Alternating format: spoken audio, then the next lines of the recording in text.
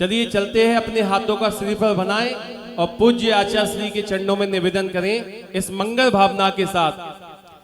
दुख दर्द भरी आंखों को आंखों से देखना सीखो, दुख दर्द भरी आंखों को आंखों से देखना सीखो, हर गांव की मिट्टी में अरमान देखना सीखो। दुख दर्द भरी आंखों को आंखों से देखना सीखो, हर गांव की मिट्टी में अरमान देखना सीखो। अरे पाषाण की प्रतिमा में भगवान देखने वालों, अरे पाषाण की प्रतिमा में भगवान देखने वालों, पहले इन संतों में ही भगवान को देखना सीखो, पहले इन संतों में ही भगवान को देखना सीखो।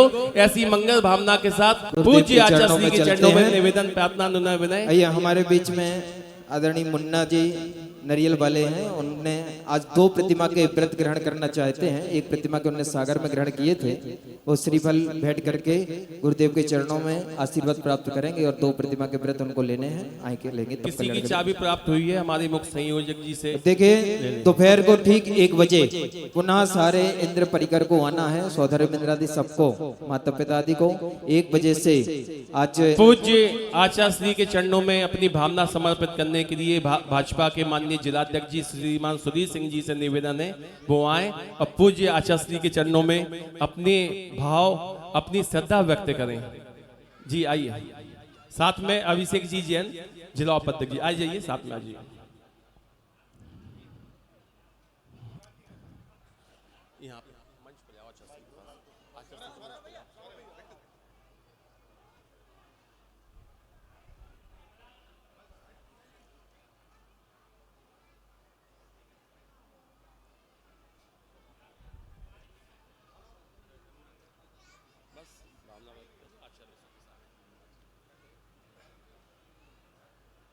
पूज्य संत विशुद्ध सागर जी महाराज के चरणों में मुझे आशीर्वाद प्राप्त हो, इस भावना के साथ में आपके चरणों में समर्पित हूँ। आज विश्व की स्थिति में चाहे तलवार के आधार पर और चाहे युद्ध के आधार पर किसी प्रकार से भी जो वैभव प्राप्त हुआ है लोगों का, अंत में उन्होंने साधना की ही राह पकड़ी है। हम यहाँ पर रह के उसी साधना की राह पर चलते हुए अपने और अपने परिवार, अपने आगे वाली पीढ़ी के लिए एक अच्छा और धार्मिक वातावरण और मार्ग प्रशस्त करने का काम कर रहे हैं।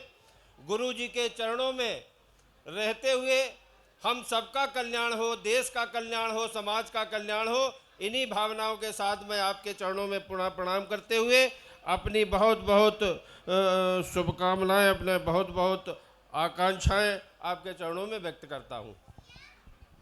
जिनके माध्यम से कन्नौज स्थली की रोड का निर्माण हुआ है, ऐसे हमारे संजय नारद जी पूज्य आचार्य श्री के चरणों में श्री पर भेंट कर मंगल आशीष ग्रहण करें और मंच पे विराजमान। हाँ,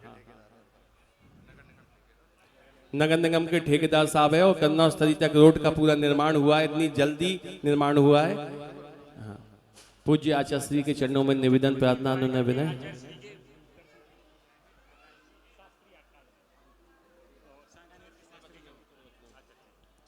बाकी सभी के श्री पर भेंट प्रवचनों के बाद सभी लोग धर्म सभा में अपना स्थान ले लें। पूज्य आचार्य श्री के चरणों में निवेदन प्रार्थना अनुनय विनय। आप अपनी दिव्य देशना से हम सभी को अभिसिंचित करें। नमोस्तु आचार्य श्री, नमोस्तु आचार्य श्री, नमोस्तु आचार्य श्री।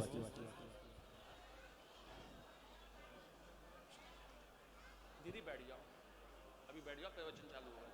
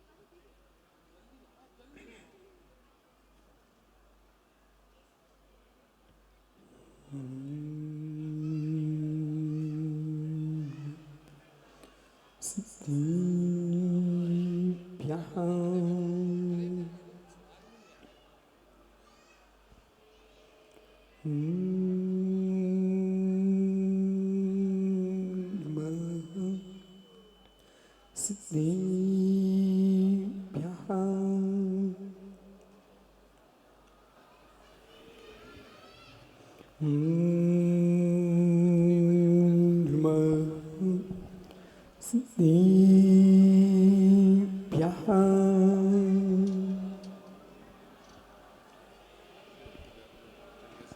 हीनात्मा उद्धतात्मैव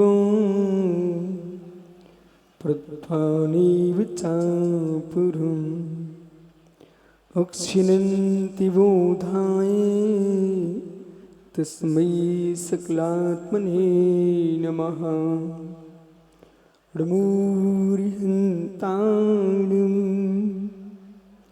नमो सिद्धाणं नमो आर्याणं नमो छायाणं नमो लोयसौविसाफुरम्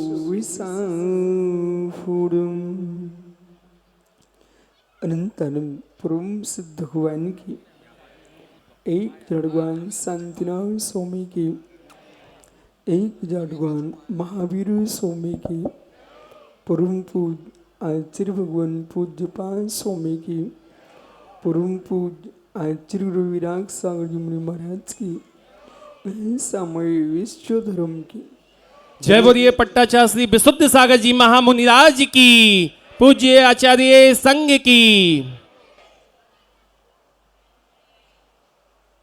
बंधु अंतिम तीर्थ है और दबाई स्वामी के शासन में हम सही विराजते हैं। तीर्थंकर जिनेन्द्र पीयूष देशना जिनेन्द्रवाड़ी मनीषियों जगत कल्याणी है। ये सर्वज्ञ शासन नमो सुशासन जयवंत हो जयवंतो वीतराग श्रवण संस्कृति। भगवत अरहत परमेश्वर तीर्थंकर जनेश्वर देव ने विश्व चंद्रा को वस्तु की वस्तुत्व का सत्यात बोध प्रदान किया है। आत्म शांति आत्मानंद ये तभी संभव है जब जीव को आत्मविश्वास है। जिसके पास आत्मविश्वास का अभाव है वह जीव किसी भी क्षेत्र में उत्तीर्णता हासिल नहीं कर सकता।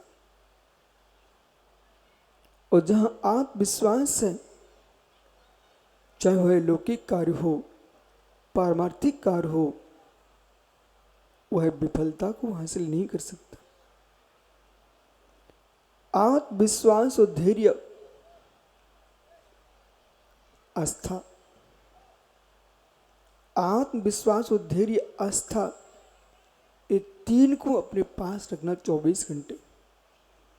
चाहे धर्म के क्षेत्र में कदम उड़ा रहे हो, चाहे राजनीति के क्षेत्र में तुम प्रवेश कर रहे हो, सामाजिक क्षेत्र में प्रवेश कर रहे हो, तीन बिंदु अपने पास रखना। आत्मविश्वास, धैर्य, आस्था। ये भारत भूमि आस्था के बल पर जीवित है। जब विश्व सुधीर भाई ने कहा तलवार और युद्ध के बल पर तुम भूमि हासिल कर सकते हो, राज्य हासिल कर सकते हो, पर ये बात अधूरी है। न तलवार के बल पर तुम ले सकते हो, ना मित्र युद्ध के बल पर ले सकते हो। जब तक पुण्य का बल नहीं है तब तक तुम कुछ भी प्राप्त नहीं कर सकते।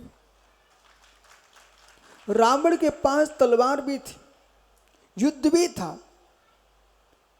18 अच्छों सेना का स्वामी था, लेकिन भ्रामरी विद्या रावण ने श्री राम का नाश करने के लिए भेजी। और प्रदीप भैया विद्या से कहा कि हे विद्या देवता, तुम जाओ दशरथ के नंदन राम का विनाश करके आओ। ज्ञानी बुंदेलखंड में कहने लगे कौओं के चिल्लाने से ढोर नहीं मरते हैं। ऐसे ज्ञानियों सारे विश्व की आंखें भारत की ओर क्यों लगी हुई हैं? क्योंकि हम युद्ध कर रहे हैं और ये लोग यज्ञ कर रहे हैं।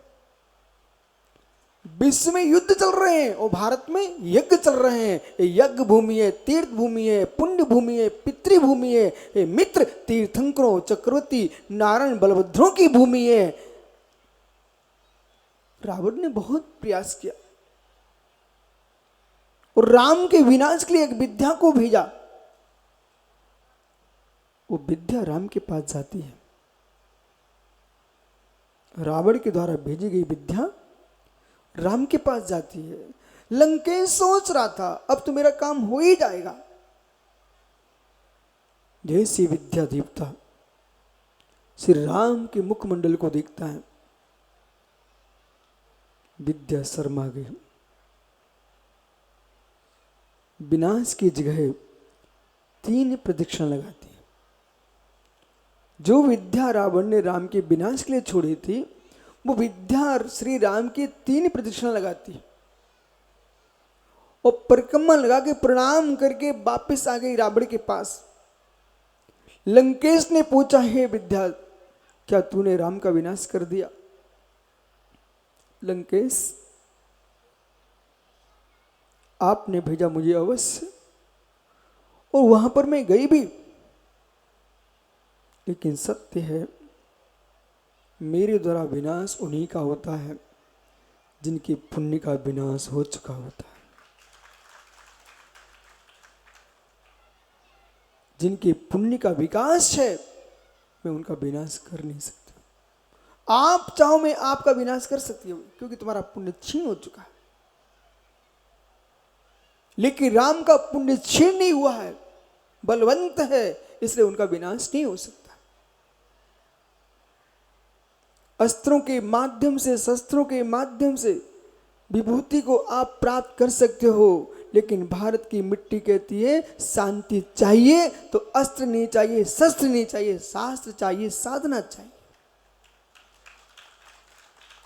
आत्म शांति जब भी मिलेगी, बड़े बड़े योद्धा विश्व में हुए हैं, अंत में उनका निर्णय यही हुआ है शांति का मार्ग चाहिए तो साधना चाहिए। और जब तक साधना का मार्ग नहीं चुन पा रहे हो तो दूसरा पक्ष आपके पास और है। जब तक साधना नहीं कर पा रहे, दूसरा पक्ष तुम्हारे पास है आराधना। साधना में आराधना में बहुत अंतर है। साधना का क्षेत्र बहुत बड़ा है, साधना का क्षेत्र उत्कृष्ट है।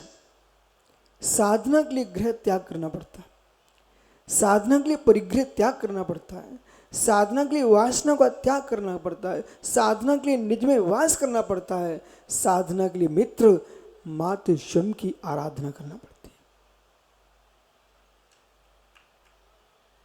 आराधना, साधना में साध्य परमात्मा नहीं होता। साधना में साध्य परमात्मा नहीं होता, भिन्न परमात्मा। साधना में साध्य निज आत्मा होती है। निज आत्मा को परमात्मा बनाने की साधना का नाम मित्र वह साध्य है, लेकिन आराधना में जो साध्य होता है वो तुम्हारा परमात्मा है। भगवान के मंदिर जाना, पूजा पाठ करना, भक्ति स्तुति गाना, ये आराधना है। आप जो कर रहे हो ये आराधना है, याज्ञिक आराधना है, योगी की साधना है। आराधक स्वर्ग तक ही पहुंच जा सकता है, आराधक स्वर्ग तक ही जा सकता है, आराधक बैकुंठ ही जा सकता है, पर साधक स्वर्ग ही नहीं, परमात्मा के द्वार ही नहीं, वो परमात्मा ही बन जाता है।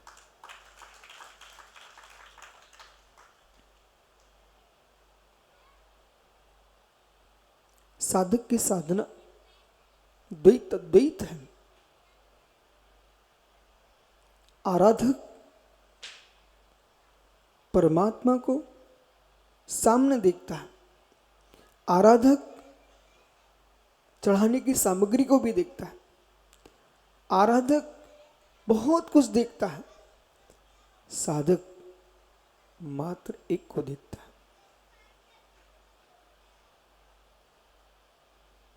आराधना करना बहुत सरल है, आराधना भक्ति धारा है, आराधना भक्ति धारा है, साधना ज्ञान धारा है। भक्ति कवियों का बहुत विशाल स्थान है, लेकिन साधना के साधकों का स्थान बहुत कम है। भक्ति काव्य बहुत मिलेगी आपको, लेकिन साधना के लिए शून्यता चाहिए, आराधना के लिए करुआ चाहिए, आराधना के लिए करुआ चाहिए, पारसनाथ के चरण चाहिए, साधना के लिए करुआ की पहाड़ियां चाहिए। ओह, इसलिए सुधीर भैया यहाँ झांसी का ऐसा नियोग है, यह साधना स्थली भी है और आराधना स्थली भी है। एक करुआ में दोनों स्थलियां हैं। भगवान के चरणों में आराधना कीजिए और यहाँ की चट्टानों पर पहाड़ियों पर साधना कीजिए। प्रत्येक नगर में, मां झांसी नहीं, प्रत्येक नगर में, नगर के बाहर एक तीर्थ का होना अनिवार्य है, बहुत आवश्यक है, अनिवार्य है। बोले क्यों? जब व्यक्ति थकने लगता है, घर की गंदगी किचकिच से परेशान होता है, तो कम से कम तीर्थ में आकर शांति से तिरने की कला को सीख के जाता है।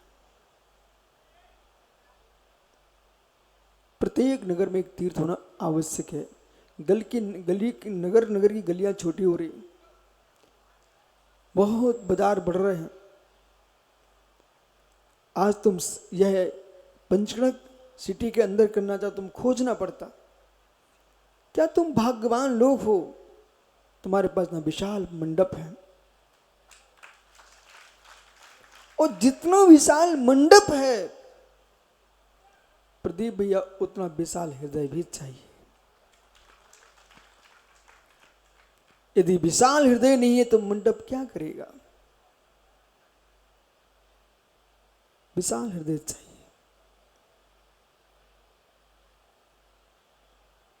विशाल हृदय चाहिए सभी पार्षदों के लिए और सुधीर भैया के लिए मेरा कहना, मित्र, ये भारत का देश जिसमें आपको सेवा करने का अवसर मिला है, उस भावना से सेवा करना, उस भावना से सेवा करना कि मैं सेवक बनते बनते स्वामी बन सकूं, इतनी सेवा करना, और स्वामी बनने के बाद भी सेवक बन के ही रहना। छोटों में जो आनंद आता है वो बड़े बनने पर समाप्त होने लगता है। और जिसने ये निर्णय कर लिया है, ऊंचाइयां पुण्य से प्राप्त है। जिस पुण्य ने ऊंचाइयां प्रदान की हैं, उस पुण्य को छोड़ नहीं देना चाहिए। और पुण्य की प्राप्ति परमात्मा की आराधना से मिलती है, इसलिए परमात्मा को छोड़ देना नहीं चाहिए। और गहरी बात है, चाहे तुम साधना करो, आराधना करो, ये दोनों विषयों को एक किनारे रख दीजिए। चाहे तुम साधना कीजिए, चाहे तुम आराधना कीजिए, साधना आराधना उनकी सफल होगी जिनके हृदय में कामना नहीं होगी। वो कामना को लेकर साधना करेगा, आराधना करेगा, उसकी ना साधना सफल होगी ना आराधना सफल होगी। कामना को लेकर नहीं चलना। कामना बहुत कठोर होती है। जिस जिस जीव के अंदर कामना उत्पन्न हुई है, आज झांसी की रानी का मित्र युद्ध में अविजय न होना थी, हार नहीं होना थी, प्राण नहीं जाना थी। उसका केंद्र बिंदु क्या है? एक व्यक्ति की कामना। सुधीर भैया, मित्र अपना संपूर्ण सर्वस्व छोड़ना पड़े छोड़ देना, पर उस आदमी को मत छोड़ना प्रदीप कभी जीवन में, जो तुम्हारी विपत्ति काल में स्वयं को विपत्ति में डाल सकता हो पर तुम्हारे कुटुंब को विपत्ति में न देख सकता हो। ऐसे आदमी को कभी मत छोड़ना। उन लोगों से बच के रहना जो खीर की और दूध की बटलोई पर ढक्कन बन के रहते हैं, उन लोगों से बच के रहना जो दूध की बटलोई पर ढक्कन बन के रहते हैं। उन लोगों के साथ रहना जो मित्र तपती बटलोई की पेंदी बन के रहते हैं। सिर पर रखा ढक्कन डॉक्टर साहब कब तक रखा है? वो जब तक दूध में उबाल नहीं आया, और जैसे उबाल आता है तो सबसे पहले कौन भागता है? वो ढक्कन। ऐसे लोग तुम्हारे पास हाथ मिला के चलेंगे, गले लग जाएंगे, साथ में बैठ के भोजन करेंगे, पान खाएंगे, मित्र बातें करेंगे, जब तक तुम ठंडे हो और संपत्ति तुम्हारे साथ है। विपत्ति आते ही वो दूध के तपने वाले ढक्कन ऐसे फेंक जाता ना, ऐसे छोड़ के चले जाएंगे। भैया मैं बात नहीं कर सकता हूँ, भाई मैं फंसना नहीं चाहता हूँ। हो मित्र, उस आदमी से मिलो जो दूध के साथ रहता है 24 घंटे। किससे? उस पानी से मिलिए, दूध को मावा बना देता है और श्रम को उड़ा देता है। वो पानी से मिलिए। देश में पुत्र हो तो ऐसा हो, शिष्य हो तो ऐसा हो, और मित्र हो तो ऐसा हो जो दूध में पानी की तरह रहता हो, श्रम को उड़ा दे लेकिन अपने को मावा बना दे।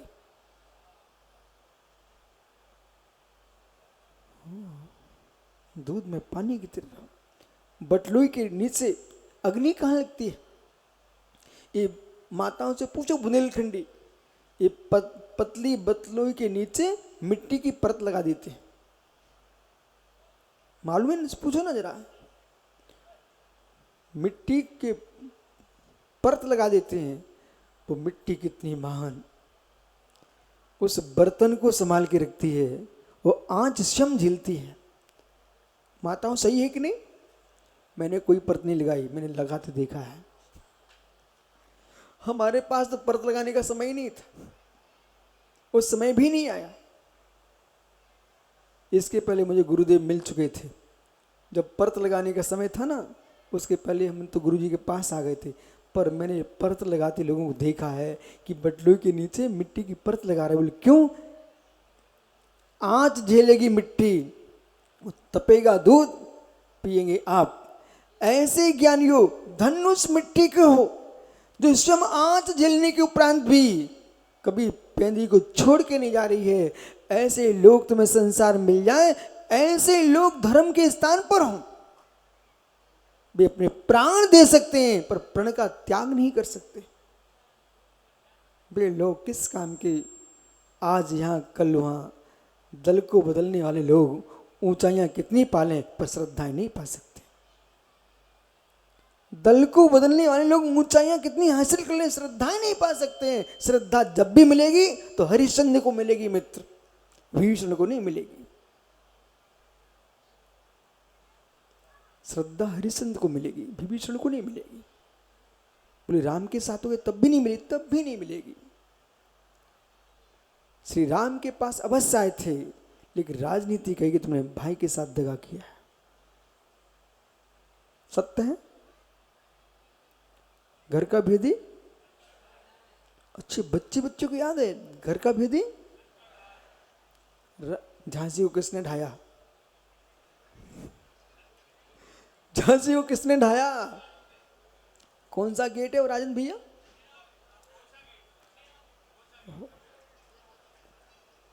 जिस गेट को मित्र, इधर देखो सौरभ, एक व्यक्ति, आज तुम सुनो ध्यान से, एक व्यक्ति युवा तुम जैसा एक प्रेमिका से जाके मिल गया। वो कहता मुझे स्वीकार करो। बहुत चतुर थी वो लड़की। कहते ठीक, मैं तुम्हें मानता हूं, मैं तुमको अपना पति बना सकती हूँ, लेकिन जब अपनी माँ का कलेजा लेके आओगे तब।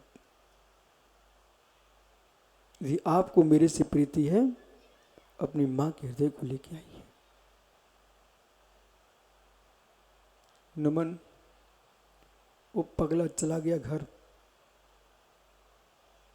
वो घर जाकर के छुरी लेकर के उसने आगे पीछे कुछ भी नहीं सोचा, मां के हृदय को विदीर्ण कर दिया। हाथ में कलेजा लेके दौड़ रहा था, पहुंचना था प्रेमिका के पास। रास्ते में उसके हाथ से कलेजा गिर पड़ा, ठोकर लगी। आवाज आती है, बेटा तुझे लग तो नहीं गई। ओहो, मां के हृदय से आवाज आती है, बेटा तुझे लग तो नहीं गई। पर बेटे के अंदर इतना भाव नहीं जगा। जिस मां ने जन्म दिया तो उस मां को एक के पीछे तुम हृदय चीर के चला गया। सच्चे पुत्र भारत की मिट्टी के, तो वृद्ध माता पिता की सेवा करना मत छोड़ देना। क्या है डीके, 2 माता पिता ने 5-5, 10-10 बच्चों को पाल लिया और तुम 10 बच्चे एक माता पिता को नहीं पाल पाते। पर वृद्धों को चाहिए बहू बेटे की हाथ की रुचि खाना हो तो वृद्ध अवस्था मोल लेना सीख लो।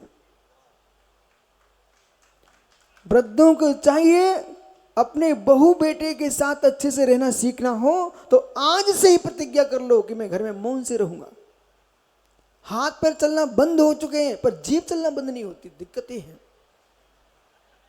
ओहो, ये वृद्ध माताओं से कह रहा हूं मैं, पिताओं से, कि तुम्हारी गर्दन तो डगमग हो रही है, हाथ पैर चलने की सामर्थ्य समाप्त हो रही है। तो ना जीव और शांत हो जाए तो तुम्हारी बहू तुम्हें भगवान मान के मानने लग जाए, लेकिन आपकी जीभ मानती नहीं है। सम्मान चाहिए है तो सबसे पहले मन को संभालिए, और मन को संभालना चाहते हो तो वचनों को संभाल लीजिए। हर क्रिया तुम्हारे मन की हो ये नियत नहीं है। और जब तक सुधीर सिंह जी, जब तक व्यक्ति को कर्म सिद्धांत का बोध नहीं होगा तब तक ये व्यक्ति अज्ञानता में ही जीता रहेगा।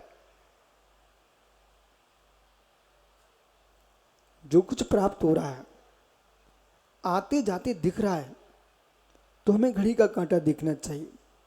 जो दीवार की घड़ी है उसका कांटा घूमता दिखता है, सेकंड का दिख रहा है, मिनट का घूम रहा है, घंटे का घूम रहा है, लेकिन कांटे घूमते हुए बस दिखते हैं।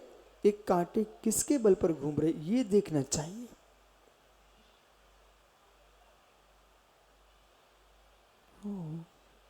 कांटे किसके बल पर? आदित्य प्रदीप जी भैया, जो दीवार घड़ी घूम रही है इसके कांटे किसके बल पर घूम रहे हैं?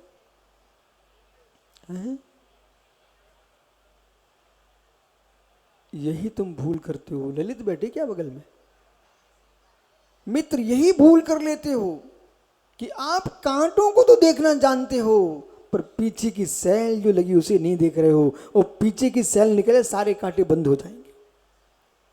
ऐसे ही संसार में जितनी विभूतियां संपत्तियां तुम्हें दिखाई दे रही है इनकी पीछे की सैल तुम्हारा पुण्य कर्म है। पुण्य कर्म है। यदि उसे तुम भूल गए ना तो जीवन में तुम कुछ भी नहीं कर पाओगे। मौन साधना एक ऐसी साधना है, कोटि कोटि विपत्तियों को समापन करने की साधना का नाम मौन साधना है। कोटि कोटि लाभ को देने वाली सामग्री नाम मौन साधना है। और जितने परमात्मा बने हो, बनेंगे, भविष्य में बन चुके हैं, वो बन रहे हैं आज, वे सब मौन साधना से बने। कितने पार्षद आए भैया? हाथ ऊपर करना। सब पार्षद बैठे ना? सुनो मेरी बात को मित्र, आज अपने घर में अपनी देवी से कहना, देवी समझना, सासू की बिटिया से बोलना कि आप अच्छी खीर बनाओ तो कब बनेगी, उसे इतना पूछना। अच्छी खीर बनाना है तो कैसे बनेगी? ओह, बैठो बैठो। अच्छी खीर बनाना है, वो कैसे पकेगी?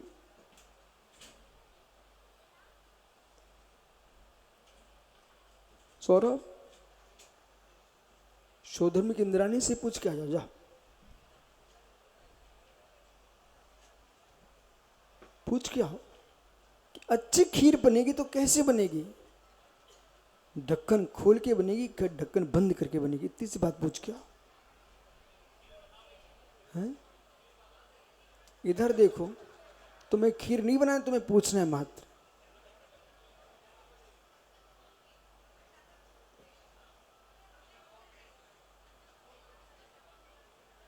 ढक्कन बंद करके बनेगी, खोल के बनेगी? अच्छी खीर, मतलब पंचम काल की खीर बनाने वाली है। डॉक्टर साहब से पूछ लो, आप तो सुधीर से, वो राजीव से, कि सौदर इंद्राणी सही बोल रही क्या?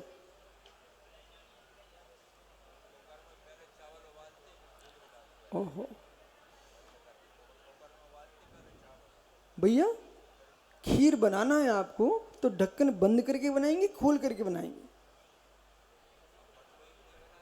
बटलोई बटलोई बटलोई, मैं कुकर की बात नहीं कर रहा हूं।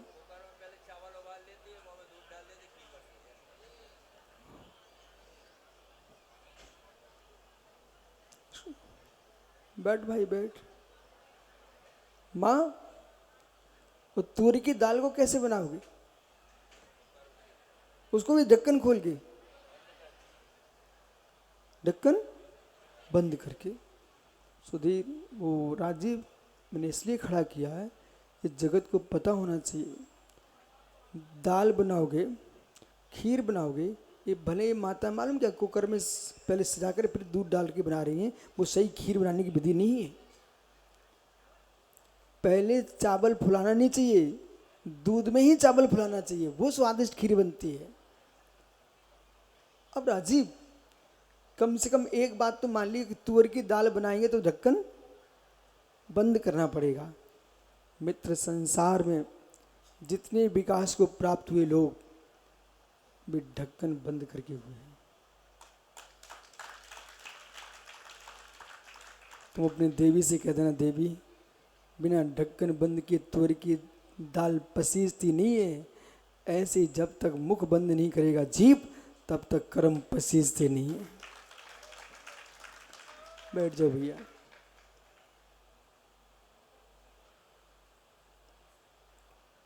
तो पार्षद पूछना घर जाके अपनी देवी से कि संसार में जिसको सुंदर दाल पकाना हो, खीर बनाना हो, तो बटलोई का ढक्कन बंद करना पड़ेगा।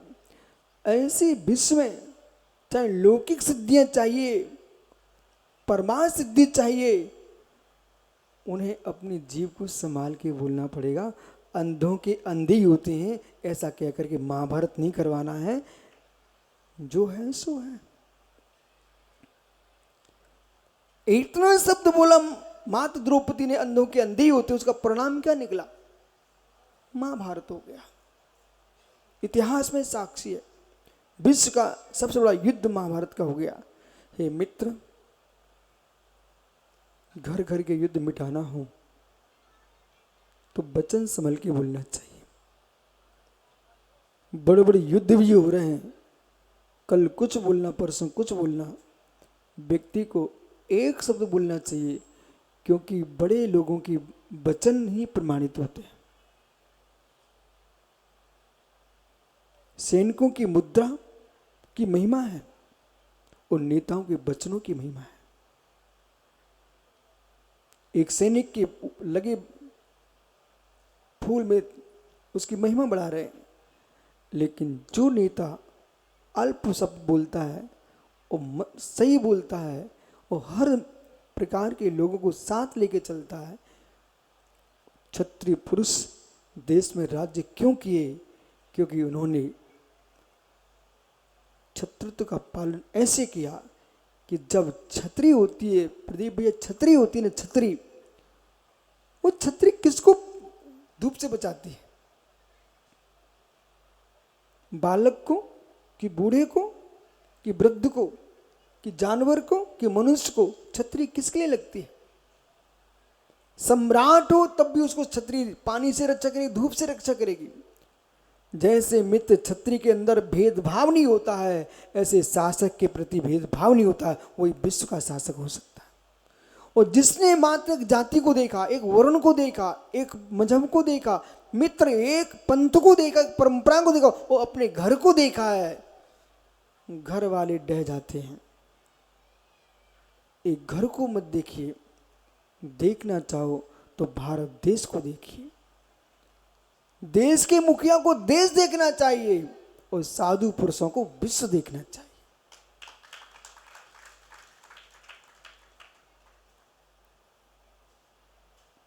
जब तक प्रदीप तुम नेता हो तब तक पूरा राष्ट्र देखो, और जिस दिन महाराज बनो ना, फिर मात्र झांसी मत देखना, न राष्ट्र देखना, संपूर्ण विश्व को देखना। ये भावना भाना यहाँ बैठ करके संपूज्य का नाम प्रतिपाल का नाम है तीन सामन तपोद नाम देशस्य राष्ट्रस्य करोतु शांति भगवान जिनेन्द्रा। हे जिनेन्द्र देव, देश में विश्व में राष्ट्र में शांति हो, विश्व में शांति हो।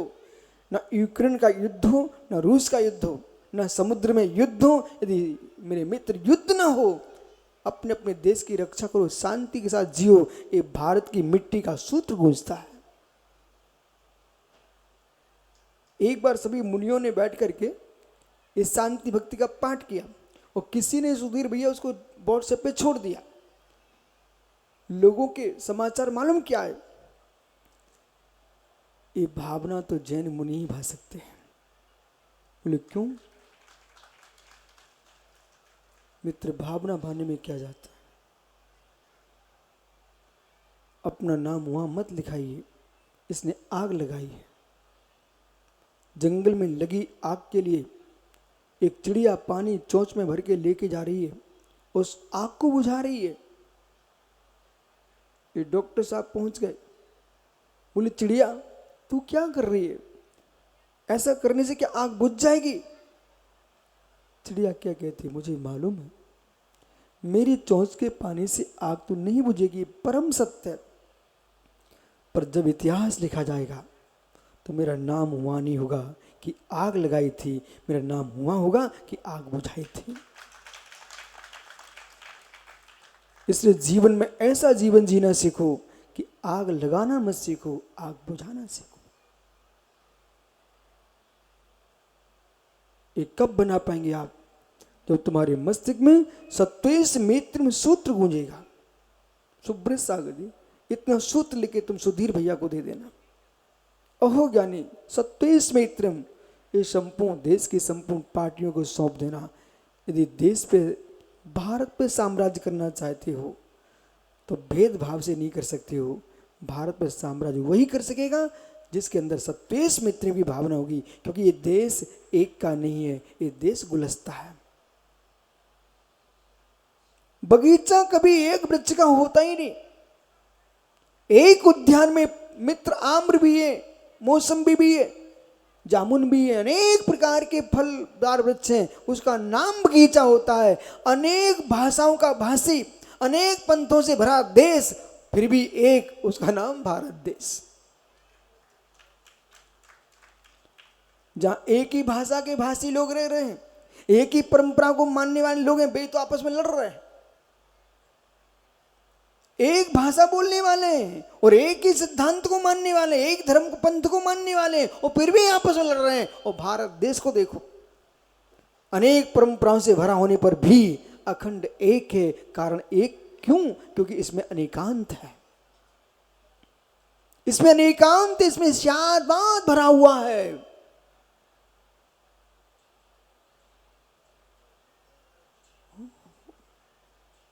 शादबाद की सुगंध है, अनेकांत की महक है। और जो सिद्धांत भारत के अंदर है, इसे विश्व समाप्त नहीं कर सका। कितनी सोना खींच के ले जाओ, लोगों की जानें ले गए, पर हमारे देश के सिद्धांत को समाप्त नहीं कर सके। अंशुल पुत्रों के पिता हो, खड़े हो जाओ। अंशुल पुत्र के पिता हो, हैं? तुम दो कैसे हो सकते? एक आदमी हो।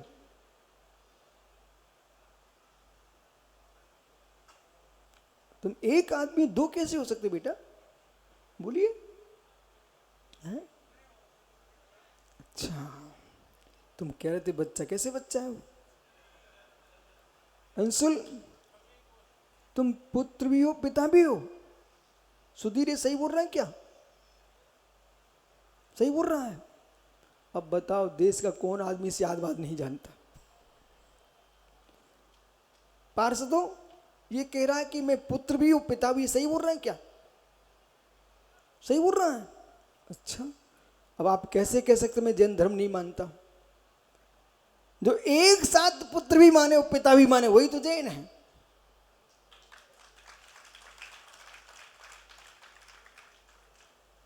संपूर्ण विश्व को जब विवेकानंद जी शिकागो में शून्य पर व्याख्यान कर रहे थे तो सुब्रत सागर जी गांधी उनके साथ जैन साहब भी गए हुए थे। वीरचंद गांधी ने अपना भाषण दिया। मित्र, उस बीच में विवेकानंद जी ने 3 बार जैन धर्म का नाम लिया। पूरे में शून्य की व्याख्या बस कर रहा हूं, पर शून्य की सिद्धि चाहिए है तो भारत के जैन धर्म के पास जाइए। बोले क्यों? संपूर्ण विश्व को शून्य देने वाला कोई दर्शन है, देश है तो भारत है और दर्शन है तो जैन है। आर्यभट्ट के होने के पूर्व शून्य की व्याख्या हो चुकी थी। वो आर्यभट्ट भी इतिहास में प्रवेश करोगे वो जैन थे, दिगंबर। आर्यभट्ट ने आर्यभट्ट में शून्य की व्याख्या की। सर्वदंडी आचार्य ने लोक विभाग नाम के ग्रंथ में व्याख्यान किया शून्य का। ग्रंथ हमारे पास, शास्त्रों का अभ्यास करना पड़ता है। और नीति शास्त्रों में लिखा है कि संसार में जो भी राजनेता बने उसे स्वाध्याय करना अनिवार्य है। संपूर्ण दर्शनों का अध्ययन नहीं करेगा तो सभाओं में जाकर के व्याख्यान कैसे करेगा? दार्शनिक दृष्टि होना चाहिए। शून्य की व्याख्या पर लोग देखते रहे विदेशी कि एक भारतीय आदमी एक शून्य पर इतनी व्याख्या कर रहा है। बोले क्यों? शून्य नहीं होगे तो शांति नहीं मिलेगी, शून्य का पतन नहीं होगा तो संतान नहीं होगी, शून्य की रक्षा नहीं होगी तो संत नहीं होगे, शून्य शून्य नहीं होगा तो परमात्मा नहीं होंगे। अंक पर शून्य होगा, 1 पर शून्य रख दो तुरंत 10 बन जाते हैं।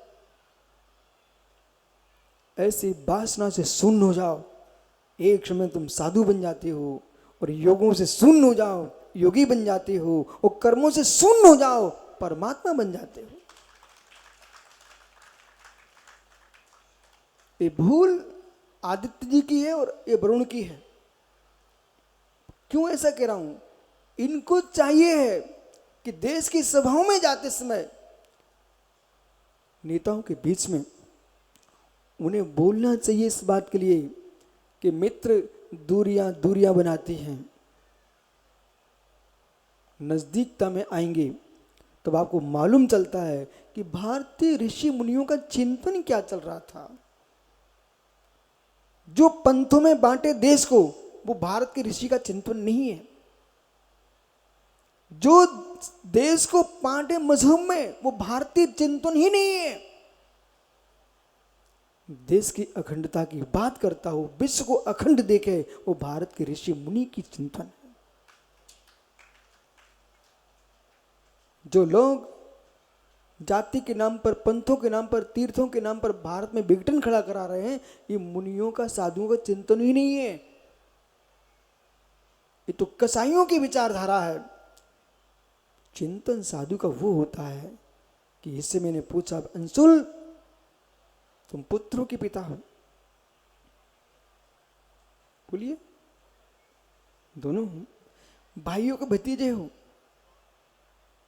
तुम दोनों हो? अच्छा, मित्र पति हो को बेटा हो, पति हो को बेटा हो। सुधीर ठीक कह रहा है, दोनों हैं। पर ऐसे इनके ठीक कहने के पहले थोड़ा विचार करके ठीक बोलना। पति भी है, पुत्र भी है, पर बेटा हर स्त्री के तुम पति नहीं हो।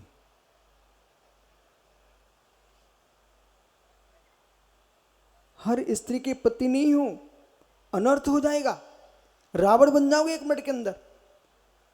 तुम मात्र पति हो तो अपनी सासू की बेटी के पति हो, बाकी किसी स्त्री के तुम पति नहीं हो। बराबर। कंठ के पुत्र तुम अनंतों के हो सकते हो, पर पेट के पुत्र तो एक ही हो।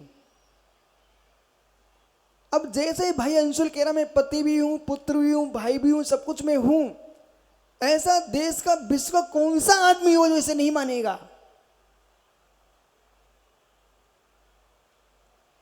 अपेक्षा, सापेक्षता का कथन किसका है भाई? राजीव, तुम्हारे बगल में बड़े डॉक्टर साहब बैठे से पूछना, सापेक्षता का सिद्धांत किसका है?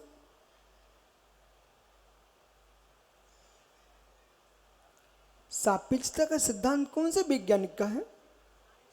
हैं? हाँ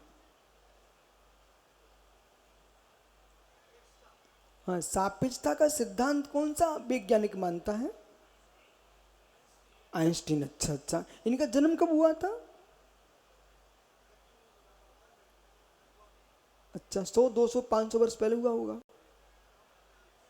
अच्छा, कोई बात नहीं। डॉक्टर साहब, एक प्रश्न मैं करूंगा आपसे, जब आइंस्टीन का जन्म नहीं हुआ था तब कोई सापेक्षता थी कि नहीं? तो मित्र, तुम भारत की स्वतंत्र देश में बैठ करके भी अभी हम बुद्धि को स्वतंत्र नहीं कर पाए। हम सापेक्षता सिद्धांत आइंस्टीन को ही बोलते रहेंगे। अरे सापेक्षता सिद्धांत त्रैकालिक सिद्धांत है, अनेकांत सिद्धांत है, सापेक्ष सिद्धांत है। जैसे इस बालक से पूछा आपका बेटा है कि बेटा तुम पुत्र हो कि भाई हो? तो कहता मैं पुत्र भी हूं, भाई भी हूं। मैंने कहा तुम पुत्रों के पिता हो? कहता मैं दोनों हूं। सापेक्षता का यही सिद्धांत है। अपने भाई की पेशा से भाई है, अपने बेटी के पेशा से पिता है, और अपने पिता की पेशा से पुत्र है। यही तो सापेक्ष है। बराबर। आंवले की अपेक्षा से, आंवले की अपेक्षा से बेर छोटा है, पर आंवले की अपेक्षा से बेल बड़ा है।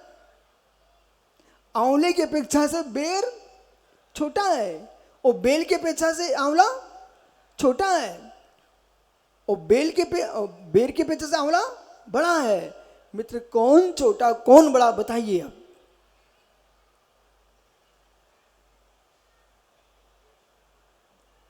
क्यों पार्षदों, ये सुधीर तुम्हारे कौन है? छोटे की बड़े? अरे बालक बोलना है, हरी शर्ट वाला। बेटा सुन, सुधीर भैया तेरे से छोटे की बड़े? बड़े हैं ना? जाओ प्रणाम कर आ,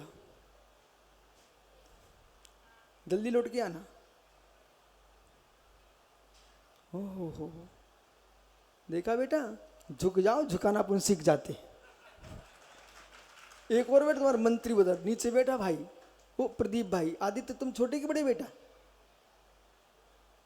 वो पीछे नीचे बैठे हुए खड़े हो गए। आदित्य, ये तुमसे छोटे के बड़े? बड़े? उनको भी प्रणाम करिए। अब जाओ, अब तुम देखो झुकते कि नहीं झुकते। दुनिया को मैं झुकाना सिखा रहा हूं बेटा, चला जा। हो देखा बेटा? अब देखो भैया, ये तुमसे बड़े हैं ना, अभी 1 मिनट में छोटे होते दोनों। अब मैं सुधीर से पूछूं, नरेंद्र प्रधानमंत्री तुमसे छोटे की बड़े? बड़े हो गए। देखो नरेंद्र भाई छोटा हो गया। ओहो, इसलिए मित्र, जब पिताजी कहे ना बेटा हम तुमसे बड़े हैं, तो तुम धीरे, पिताजी चिंता मत करो, दादाजी को प्रणाम करके आओ। पिताजी 1 मिनट में छोटे हो जाते हैं। तो ये सापेक्षता का सिद्धांत है, ये सनातन सिद्धांत है। न भगवान महावीर ने दिया, न पारसनाथ ने दिया, न ऋषभदेव ने, राम ने दिया है। इस सिद्धांत के बल पर ही राम बने, इस सिद्धांत वाले पारसनाथ, महावीर, ऋषभदेव बने। सिद्धांत त्रैकालिक होता है। और इस बात को जब लोग समझ नहीं पाए विदेशी, तो आइंस्टीन ने भारत से सीख करके अपने नाम पर छाप दिया। मालूम, झांसी में बहुत सारा मार्बल बिकता है सुधीर भैया। झांसी में बहुत सारा मार्बल बिकता। मार्बल आता कटनी से, मार्बल आता जयपुर से, और यहां मालूम कितने सारे मार्बल बांटे। बोले सुधीर मार्बल। मार्बल किसका है? जयपुर की खदानों से आ रहा है, राजस्थान से। ऐसे मित्र सिद्धांत भारत के त्रिकालिक हैं। लोग अपने यहाँ लेकर के अपनी दुकान खोल के बैठ जाते हैं। बैठ जाओ भैया सब लोग।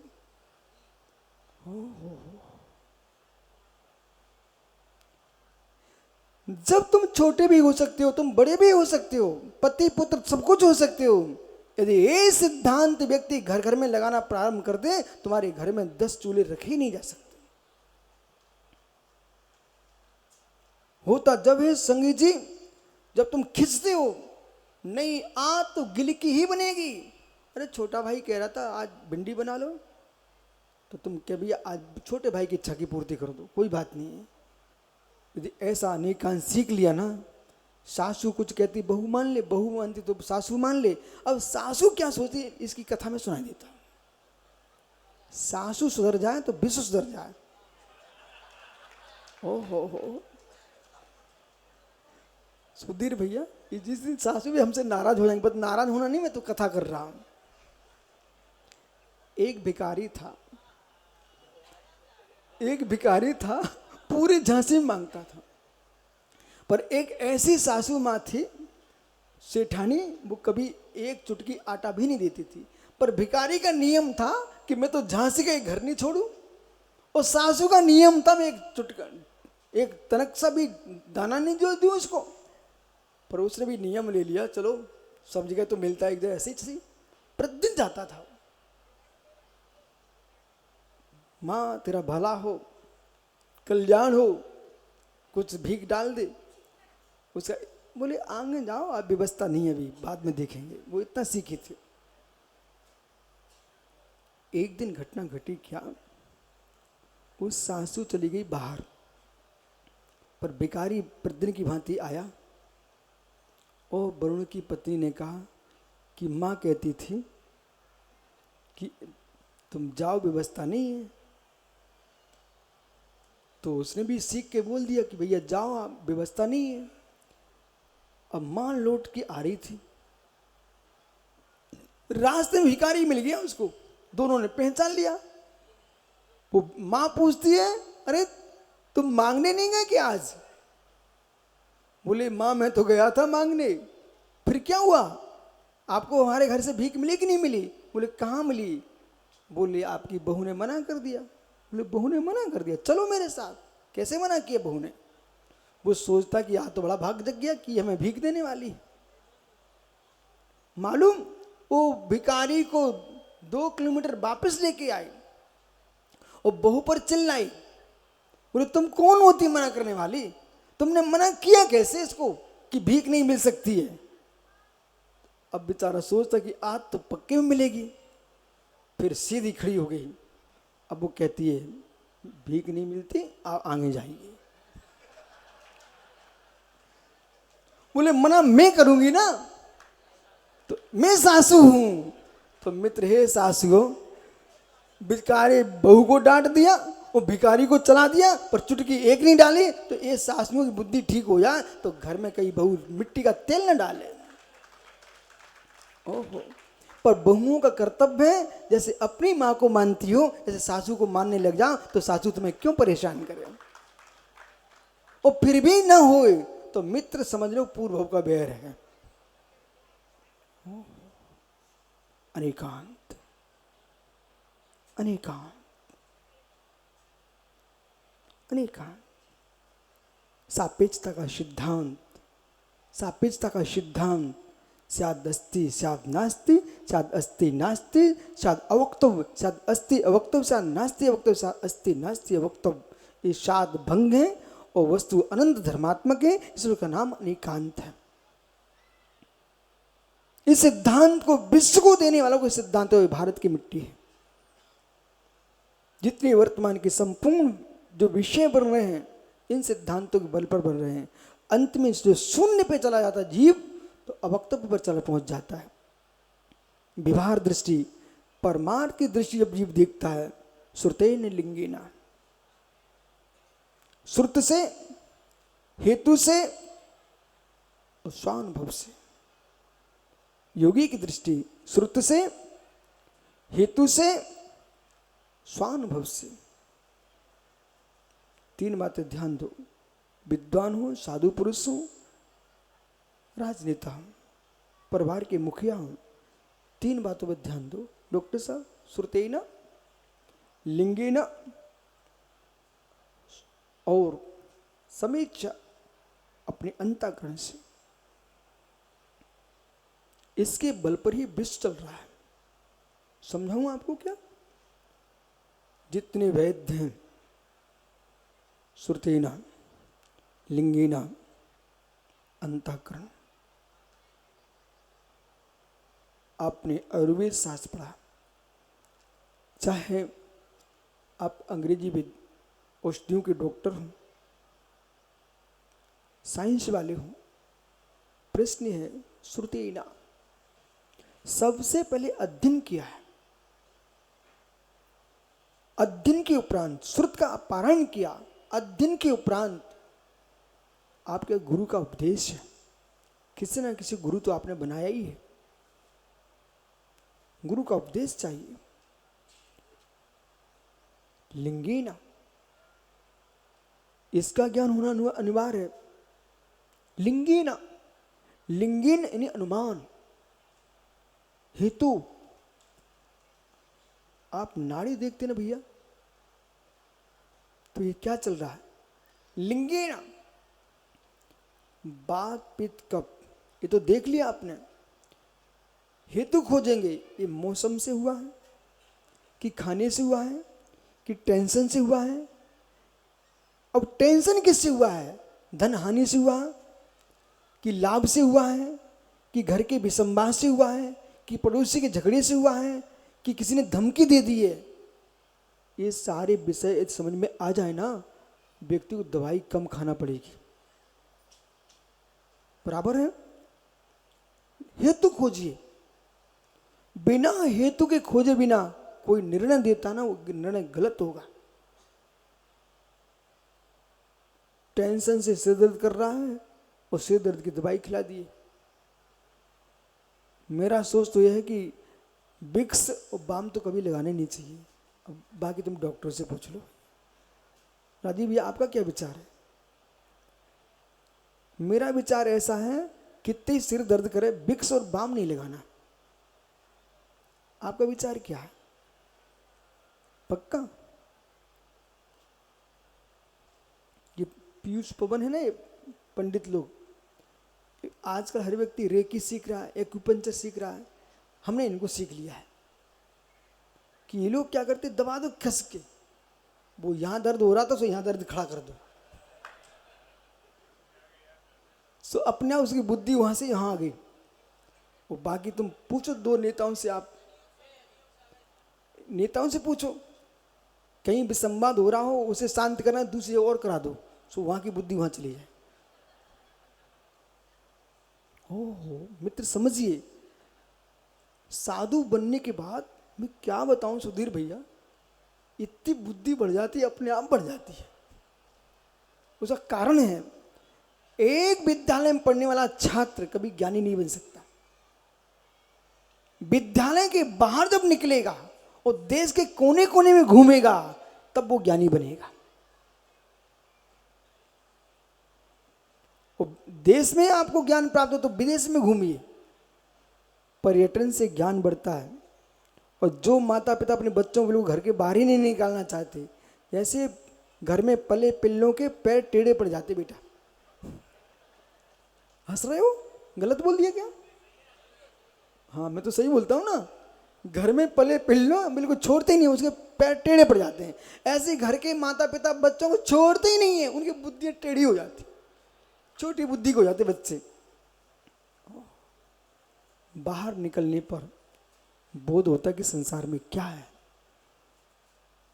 श्रुतेना, पहले अभ्यास, फिर अनुमान, हेतु, और हेतु के बाद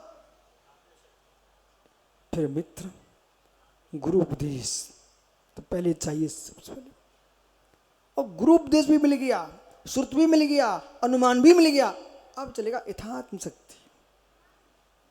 आत्मशक्ति से जो भी निर्णय होते हैं ना, विश्वव्यापी निर्णय वे ही कर पाएंगे जिनका आत्मबल प्रचंड है। आत्मबल शून्य अपना जीवन नहीं जी पाते। वे दूसरे का जीवन क्या चला पाएंगे। व्यवहार की दृष्टि से देखें ना, शादी को वे ही संभाल पाते हैं जिनका आत्मबल है। बहुत सारे बच्चे तो घबरा गए, बोले भैया तलाक हो रहा है, भैया पत्नियां पीट रही हैं आजकल। हो डर में भर रही हो तो सुधीर जी इनको समझाओ, बेटियों को चेहरे देख के शादी ना करें, अपना धर्म देख के करें, अन्यथा बेटा सूटकेस में फेंक दी जाएगी। मिठाइयाँ और गाड़ी का घूमना और चेहरा देख के मत जाओ बेटा, अपना धर्म देख के जाइए। सनातन शासन की रक्षा करना चाहते हो तो पुत्र पुत्रियों की रक्षा कीजिए। एक भी संतान को छोटा मत मानिए। ऋषभ देव जिनके तुम पंचनक मना रहे हो वो भी बालक ही थे ना।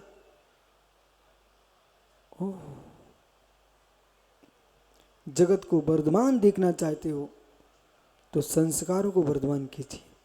ये पंचगण का उद्देश्य क्या है कि एक पुरुष ने विश्व में अपना नाम कमा लिया हो, परमात्मा के नाम पर छा गया हो, ये मित्र पुरुषार्थी है। अनुमान अब चलता है डॉक्टर साहब, अब आपको पुस्तक नहीं पढ़ना पड़ती। ऐसा करेंगे क्या आप कि कोई मरीज आ गया, अब मैं पुस्तक पढ़ के आता तो थोड़ा बैठना, ऐसा नहीं होता। अब राजीव भाई अब पुस्तक नहीं पढ़ना पड़ती है, अब तो पुस्तक आप लिख सकते हो। इतना अनुभव हो चुका होता कि पुस्तक लिख सकते हैं। ऐसे मित्र आचार्य श्री ने, माता जी मुझे पुस्तक दी, मैं संघ में प्रवेश किया, पहले दिन आचार्य जी मुझे पुस्तक दी, उसका नाम था चेतन चिंतन। मैंने धर्म के नाम पर गुरु जी के हाथ से पहली पुस्तक प्राप्त की, उसका नाम था चेतन चिंतन। चेतन चिंतन पुस्तक को मैंने जब पढ़ा, इतनी छोटी सी पुस्तक थी, तो मैं क्या सोचता हूं, सौरभ ये तुम्हारे इंजीनियर साहब का क्या नाम भैया, जिन्हें रोड बना दी है? संजन भैया, सज्जन संजय रारा जी, आपने रोड बना दिया। ये सब लोग मुस्कुरा रहे, बोले रारा जी ने रोड बना दिया, रारा ने रोड बना दिया। इन्हें बेचारों पता ही नहीं, बेचारों को रोड बनाने दिया, रोड बना लिया। तुमने मंदिर का रोड बनाया, तुम्हारे मोक्ष का रोड बन गया।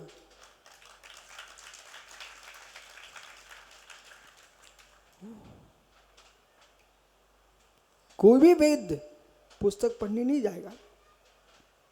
ये रसोई शास्त्र पढ़ के आए माता है, और फिर ये माँ क्या सोच रही है, मैं अब थोड़ी देर से हींग डालूंगी, पहले पढ़ लूँ कितनी हींग डालना है, अग्नि थोड़ी टिकेगी, तब तक वो पक गई है साग। अब तुम बीच में छोड़ोगे ना, ठंडे में बघार डालोगे ना, वो जहर बनेगा। बोध होना चाहिए।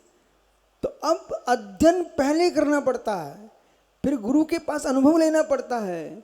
अनुमान प्रमाण से जान लिया, अब तुम्हारा क्या चलेगा, अनुभव। संसार में कोई प्रचंड वस्तु है, उसका नाम इस श्लोक अनुभव है। अनुभववान ही विश्व में कल्याण का हेतु बन पाता है। अनुभव शून्य सम्राट हो, अनुभव शून्य वैद्य हो, अनुभव शून्य साधु हो, इन लोगों से भगवान बचाए, भगवान बचाए।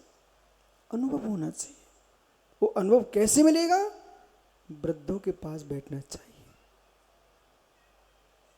युवाओं को चाहिए हम युवा अवस्था के तूफान में न घूमें, वृद्धों के पास बैठना चाहिए। यदि तुम 21 साल के हो अमन, और 80 साल कोई वृद्ध बेटा, तो तुमको 60 साल का अनुभव मिलेगा। मुझे तो कोई वृद्ध साधु मिल जाए ना, विद्वान मिल जाए, मैं उनके पास जाके बैठ लेता। बोले क्यों?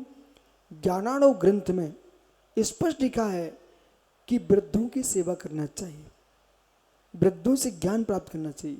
युवा अवस्था जोश से भरी होती है, वो वृद्ध अवस्था ठंडी होती है, सारे जोश निकल गए उनके। समझ रहे ना? चाहे राजनीति क्षेत्र में जाओ, साधु के क्षेत्र में जाओ, सामाजिक क्षेत्र में जाओ, वृद्धों का अपमान बिल्कुल भी नहीं होना चाहिए, वृद्धों का सम्मान होना चाहिए और युवाओं को काम करना चाहिए, युवाओं को काम करना चाहिए। पर कैसे? वृद्धों के नीचे, वृद्धों के नीचे। हर संघ में वृद्ध साधु होना चाहिए युवाओं के साथ। आप उम्र को ही वृद्ध मानते क्या? ज्ञान वृद्ध, उम्र वृद्ध, मित्र अनुभव वृद्ध, चारित्र वृद्ध, तपस्या वृद्ध, ये सब वृद्ध होते हैं। वो माना कोई की 80 साल की उम्र है और चॉकलेट और बिस्किट और बीड़ी सिगरेट पीटा हो, वो वृद्ध है क्या? वो तो युवा है। 8 वर्ष का बच्चा सारे व्यसन छोड़ चुका है, बच्चा होने पर ही वो वृद्ध है। ये चारित्र वृद्ध की व्याख्या है। ज्ञान वृद्ध छोटी उम्र का है लेकिन पढ़ा लिखा है, ज्ञान वृद्ध है वो। ये पीयूष है, पवन ब्रह्मचारी बैठे प्रतिष्ठाचार्य बन गए प्रसन्न, इनके पिताजी आएंगे, उन्हें विधान कराना होगा तो ऐसे ही हाथ जोड़ेंगे, बेटा हमारा विधान करा दो। बोले क्यों? बोले मैं तुम्हारा पिता अवश्य हूं पर तुम ज्ञान वृद्ध हो गए हो। किसी का पिता कलेक्टर बन गया और उस पिता से कोई गड़बड़ हो गया काम, तो किसके पास जाएंगे? बेटे से कहीं बेटा देख ले। अनुभव, हर व्यक्ति वृद्ध है, हर व्यक्ति जवान है। जिस विषय में वृद्ध हो उसमें वृद्ध देखो, जिसमें जवान हो उसमें जवान देखो। श्रुते ने लिंगी ने। अब सोचिए, आध्यात्मिक ग्रंथ लिखते समय आचार्यों को कितना ज्ञान था, उन्होंने इस जगत को बोल दिया कि आप गुरु के पास रहिए, अनुभवियों के पास जाइए, श्रुत का पान कीजिए और हेतु से जानिए, अनुमान प्रमाण से समझिए। पूरा ज्योतिष और पूरा आयुर्वेद अनुमान से भरा हुआ है, अनुमान से। बहुत सारी औषधियां ग्रंथों में लिखी नहीं होती हैं, अनुभवियों के पास होती हैं। बहुत सारी औषधियां शास्त्रों में लिखी नहीं मिलेंगी आपको, और घर की माता बहनें बूढ़ी अम्माओं को पता रहता। समय बदल गया डॉक्टर साहब, हर वस्तु का अब बाटल चलने लगी, इंजेक्शन लगने लगा। नहीं तो पहले माताएं घर में ही सब कुछ कर लेती थी। हर घर में वो लाल गोली अनंत भैरव और आनंद करके गोलियां रखी रहती थी। और सत्य है कि भारत का मसाला ही दवाई है, औषधियां हैं, और इन सबसे बड़ी औषधि है तो डॉक्टर साहब आप सबसे समझा देना, उपास करना ही दवाई है। हर महीने में व्यक्ति 1-2 उपास कर ले, वो आनंद से जिए, समीकरण बन गया। उपास नहीं कर पाओ तो थोड़ा कम खाना सीख लो, घी तली सामग्री कम खाना सीखो।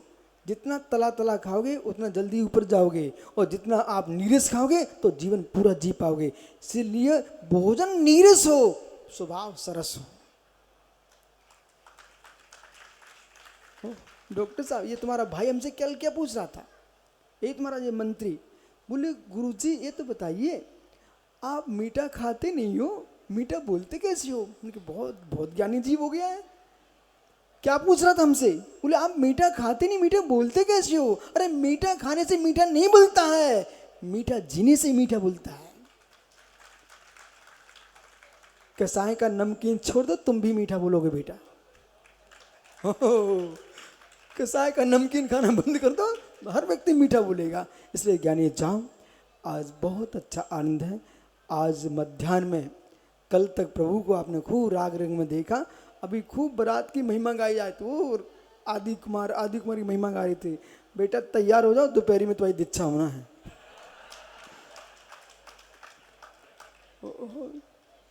बोल दो पिताजी से, पिताजी नंदा से नंदा छोड़ के अब जाना पड़ेगा। ओहो, कम से कम इतना काम कर लो बेटा, तुम आदि कुमार बने हो।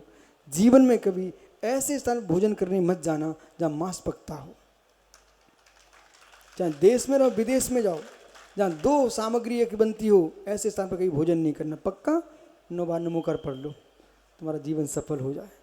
ज्ञानियों, इस बच्चे ने नियम लिए, युवा ने, कि जहां पर लिखा होगा शाकाहार मांसाहार वहां भोजन पानी नहीं करेंगे।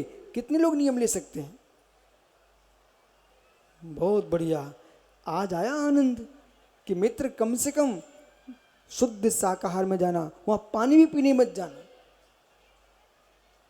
अपने घर से पानी लेके चलो, बुंदेलखंडी कलेवा लेके चलो, लेकिन अशुद्ध स्थान पर जाकर पानी पीना धर्म नहीं है। सीता से मिलो ना, उन्होंने रावण के यहाँ जब राम तक समाचार नहीं मिले तब मुख नहीं धोया। अपने जीवन में महान बनना चाहते हो तो मित्र सबसे पहले चारित्र को ही संभालना पड़ेगा। बेटा नियम का अच्छे से पालन करना, हम पता करेंगे, ठीक है? बहुत बढ़िया। आत्मशुभावं परिभाव भिन्नम